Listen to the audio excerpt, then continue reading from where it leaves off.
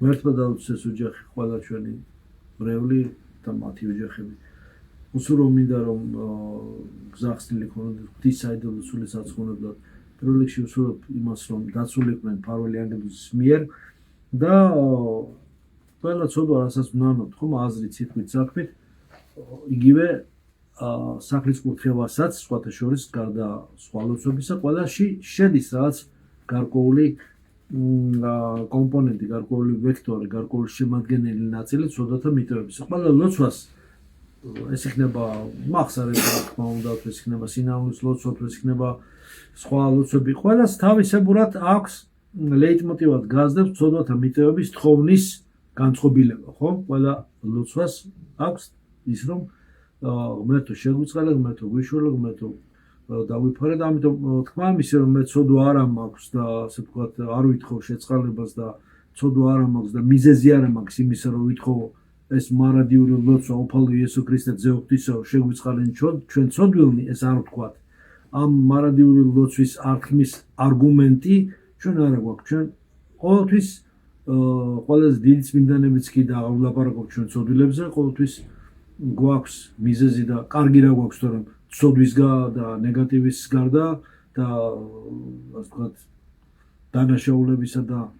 იმისაც რომ შენდობა ვითხოვთ იმის გარდა ძალიან ცოტა გვაქვს რაღაც პოზიტივისის ღვთისაგან. ამიტომ პირიქით ჩვენ ყოველთვის გვაქვს არგუმენტი, მიზეზი, სტიმული იმისა რომ ჩვენ ვითხოვოთ და ვევედროთ ღმერთს იმისაც რომ ღმერთმა ცოდვები მოგვიტევოს და სულ უნდა ვიყოთ ამ ლოცვაში უფალო შეგვიწყალენ, უფალო იესო ქრისტე ძე ღვთისაო შეგვიწყალენ ჩვენ ცოდვილნი სასწაულება ჩემდა მამა შესაბამისად ჩემდა ძე მფარველი ჩემდა სულიწმინდა სამებაო წმინდა დიდება შენ და ღვთისმშობელი ქალწულო გიხარებოდნენ და ასე შემდეგ და ასე შემდეგ და არა ის რომ მე ასე ვთქვათ ისეთ მდგომარეობაში ვარ რომ თავისუფლება მივცე ვიყო ისეთ რეჟიმში რომ მე არც ლოცვა წავიკითხო არც შენდობა ვითხოვ არც ასე ვთქვათ სინანული გამოვხატო არამედ თვით დარწმუნებულ რაღაც თვით მორჩილებით რეჟიმში ვიყო საკუთარი თავის ხიბლური ასე ვთქვათ თვით გამთლიანების და თვით ცხონების მცდელობაში. ადამიანს თავი თვითი ცხონების მადლი არ გააჩნია. ადამიანს სჭირდება მაცხოვარი. მაცხოვარი რატომ ვიძახით? ამას ვიძახით იმიტომ რომ ადამიანს სჭირდება მაცხოვარი, ხსნელი, მესია. ეს არის უფალი ჩვენი იესო ქრისტე, რაც მან მართლმადიდებელი სარწმუნოების დოქტრინაში კონკრეტულად ცლად და დეტალურად და ამის მასალა ვისაც ახლა სურვილი აქვს და ვისაც აქვს სულიერი გრამატიკის გამორკვევის მცდელობის კონკრეტული მოთხოვნილება შეუძლია შეაიხედოს, გაერკვიოს და გაიგოს. აქ არაფერი ახლა თავიდან გამოსაგანებელი რაიმე აქ მექანიზმი არაფერი არის, ყველაფერი მოცემული და განცხადებულია. გამოცხადებულია და აქ არავინ თავი თვისით არავინ რაღაცა ახალს არ იგონებს. ამიტომ ის რაც წერია მიყვეთ მას და მილიონობით და მილიარდობით ადამიანი არის სხოვნებული ამ სარწმუნოებით და უთვალავი ხაღარ თვლით. ამიტომ ჩვენ სახლის კურთხევიდან დაწყებული დამთავრებული კერძო პირადი ლოცვებით თუ სხვა ლოცვებით ვცდილობ და ვევედრებით ღმერთს პირიქით ამ ძიმე პოსტსაბჭოთა სივრცეში ცხოვრებაში როცა ჩვენ ვართ ამ გარდატეხის მუდმივი კრიზისის, გარდატეხის, გაჭირვების, სულიერი გაჭირვების, ემოციონალური გაჭირვების, ეკონომიკური გაჭირვების, ხომ 1000 ფაქტორია, ვინ არის დაალხინებული? ყველას თავის გაჭირვება, ყველას თავის პრობლემა აქვს. გაუჭირვებელი და იდეალური და ნეტარებაში მყოფი მე თვით რომ გონია ვიღაცა დაუშვათ სადღაც ხომ სერიალებში რომ არის ხა შემდობას ვითხოვთ უტრირებული შედარებისთვის აი ესეთ რაღაც იდეალურ რაღაცა გამოკერძოებულ და რაღაც ვიტრინულ და აკვარიუმის დონის ესე ვთქვათ სტერილურ შედარებებშიც კი ვერ მოიფიქრებ. სად არის ესეთი ადამიანი? ყველას თავისი ბრძოლა, ყველას ხილული თუ ხილავი პრობლემა გადასალაპარაკო. პირიქით ის უნდა ვითხოვოთ ჩვენ რომ სულ ღმერთმა შეგვინდოს მოგვიტევოს როგორც ლოცვებში უძველეს ლოცვებში ეს ხო დღეს და გუშინ გამოგონილი ვინმე შეთხზული არ არის. ეს არის ღვთივ გამოცხადებული ღვთივ გამბრძნობილი ადამიანების სვალებით, შრომით, ასკეზით ადამიანებს რომლებსაც დავიცი უზარმაზარი ასკეზა ქონდა, თივაზე ეძინა, თივას და ბალახს ჭამდნენ, ბალახს იცვამდნენ, რა ვიცი, სულ აი ესეთი ძიმე რომ გადახედავ არათუ და მართლმადიდებელი სარწმუნოების ღვთივ გამოცხადებული ჭეშმარიტებებს და ასკეზას, არამედ რომ გადახედავ თუნდაც არაქრისტიანულ ასკეზას და არაქრისტიანულ ფაკერიზმსაც კი იმათაც კი უკვირთ რომ აი ესეთი ასკეზა და ესეთი კაცრი თვითშეზღუდვა რომლებიც მართლ მამებს ჰქონდათ უდაბნოებში და ასე შემდეგ ისინიც კი ყველაზე უბედურად ყველაზე ასე ვთქვათ მძიმე მდგომარეობაში ყველაზე საკუთარი თავის ასე ვთქვათ განცდად ცოდვის ტექსტის ამოშლის სურვილი ჰქონდათ ისინიც კი სულ მუდამ ამოდენ ყველაზე დიდი წმინდანები ყველაზე დიდი ცოდვილები იყვნენ და ამიტომ მე ეს მეტამორფოზა ეს ტრამპლინი ეს გარდატეხა უფსკრულის ამ უწყიდურესი ცოდვილობისაგან შემდეგ განწმენდის შესაძლებლობისაგან ეს მათ უფალი აძლევდათ ამით საშუალებას განცდათვის და ცოდვათ ამ საოცარ პოტენციალს უძლევს და აძლევს და უვლენს ადამიანს ამიტომ აი ამ ძიმე ცხოვრებაში სახლის კუთხევიდან დაწყებული თუნდაც დღეს ხო ვამბობთ რომ მერთმა შეგვიწყალოს და სულ თუ ხილავი მტრები გვაჭიროებენ ჩვენ ეს იქნება ბრძოლა ეს იქნება გათვალვა ეს იქნება ინვოლტირება ეს იქნება შური ბოღმა ენერგო ვამპირიზმი თუ სულიერი არაკეთილ განწყობა ეს იქნება სრულად წარმოუდგენელია ზოგჯერ ისეთი სისასტიკე და აბსოლუტურად წარმოუდგენლად არაპროგნოზირებული რეაქცია იმ თითქოს და შენთვის კეთილ განწყობილი ადამიანებისადმი რომლებსაც შენ ვერც კი წარმოვიდგენ თუ მათ შენდამი შეიძლება რაღაცა ნეგატივი გქონდეთ თითქოს და მათ წინააღმდეგ დაცვის მე ფიქრობ ადამიანი რომ მათ წინააღმდეგ დაცვის მექანიზმები როგორ არ შეიმუშავა მაგრამ შენ რომ არ შეიმუშავა უფალმა შეგიმუშავა და უფალმა დაგიცვა ის თითქოს რომელიც შენ ვერც კი წარმოიდგენ აი ესეთი ხილული თუ ხილავი მტრებისგან მოვლენილი ბრძოლა უჯულოთასა რომელთა ხადიანში რომელიც შენ ცდილობენ რომ წვდიაჩი და ლაბირინთში და შიხში შეგიყვანონ და ამით განიხარონ და ნუ იქნება ესე ამიტომ სახლის კუთხებას ასევე ამ სულიერ ჩიხს მენტალურ ჩიხს ემოციონალურ ჩიხს და ზოგჯერ ეკონომიკურ ბლოკირებასაც რომელიც ზუკეთებს ადამიანებს ბრძოლები გზა გახსნას ამიტომ ვიზიქრე რომ აღუთხეთ სახლები მე უბრალოდ იმას ვამბობ რომ თავისთავად ხა ადამიანი პირველ რიგში უნდა ეზიაროს ახსენება თქვას და ასე შემდეგ და სახლის კუთხევაც ახლა თავისთავად ამას მოყვება როგორც ლოგიკური ესე ვთქვათ შედეგი და არა პირველი ჯერ სახლის კუთხევას არ ვანიჭებ პრიორიტეტს უპირატესობა პირველად ეზიჭება პირველ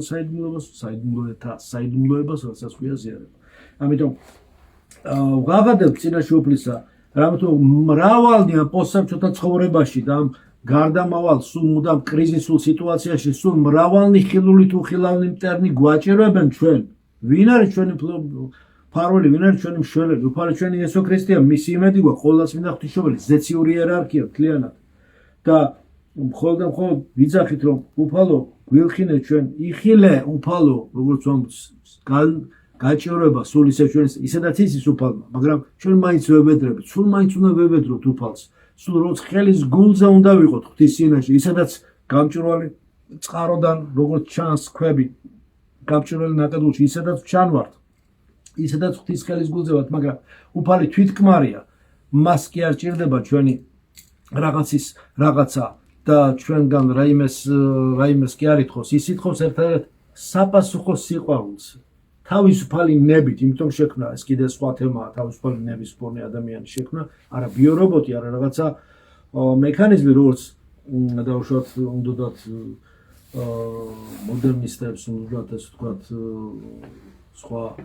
კიდევ მიმდინარეობებს თანამედროვე სხვა რომელსაც ადამიანი მექანიზმად ჰქონდა წარმოქმნილი როგორც კონსტრუქტივისტებს და ასე შემდეგ რომ ადამიანი ეს არის უბრალოდ მანქანა რომელიც არის შემადგენელი სხვადასხვა ბიოქიმიური პროცესებისა და ბიოქიმია სულაც არ გადაგებს ამას თუ ბიოფიზიკა და ბიოქიმია სხვათა შორის ეს სხვა თემაა ამიტომ გვაჭიროებენ ჩვენ ხილული თუ ხილავი მტერნი ამიტომ ჩვენ უნდა მუდამ ლოცვასაში ნავიყოთ მუდამ შეწყალებას და ვითხოვდეთ იმიტომ რომ სულ ეს ძალები ცდილობენ რომ ადამიანი ბნელცაში უნდა შეიყვანო ახლა ზოგს ეს გონია ალეგორიები და რასა ასე ვთქვათ ალუზიები ან ილუზიები არა ალუზიები ეს სხვა თემაა ხო გონია რომ რაღაცა დაუშვათ სიმბოლიზმია ხოლმე რაღაცა საღვთისმეტყველო შედარება დაუშვათ ალეგორია იგავია არა ეს რეალობის ჩვეულებრივად პირდაპირ შეიძლება ძალიან პირდაპირაც არა ისიც კიდევ აი როგორც თქვენ კიდევ შეფარული რბილი დიპლომატიური გამოხატვა თორემ პირდაპირ რო ვთქვა ჩვენ რა ბრძოლა მიდის ჩვენზე ძალიან ისეთ თავზარდამცემ ფორმას მიიღებს ჩვენ ყოფნა არ ყოფნის ბრძოლის ველზე ვართ მიწაზე ეს არის საშინელი ყოფნა არ ყოფნის ბრძოლის ველი მიწიერი ცხოვრება ეს არის ინტერვალი სადაც ჩვენ ვართ ტრამპლინზე ჩვენ ვართ გამოსაცდელ ველზე ჩვენ ვართ ბრძოლის ველზე სადაც ჩვენ